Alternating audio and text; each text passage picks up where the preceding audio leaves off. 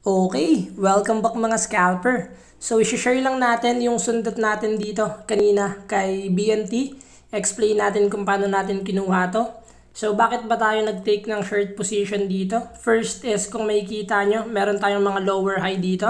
Ito yung dulo, and another lower high. So, nung na-confirm natin na merong selling pressure above this resistance, nag-zoom na kagad tayo sa 1 minute time frame. So after nga nating makita yun, naghahanap lang tayo ng entry sa lower time frame. So na-confirm natin another lower high dito. And nag-break na siya dito. So waiting ako ng pullback. So dito tayo naka-entry sa red candle na to. And yung stop loss natin above lang nito, 5,418 or 5,420.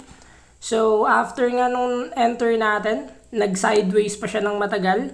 Then, bumagsak siya but nagkaroon ng fake out and umakyat lang rin ulit. Good news is hindi natamaan yung stop loss natin dito and bumagsak na nga siya ulit. So, after nga nyan, bakit we decided to exit yung position? First is, sobrang init na nyan. Since scalping lang, hindi mo na pwedeng patagalin ng sobra yung position mo. So, nag-expect ako na possible mag-sideways to and masyado nang matagal. So, we decided to exit na yung position natin kay BNT.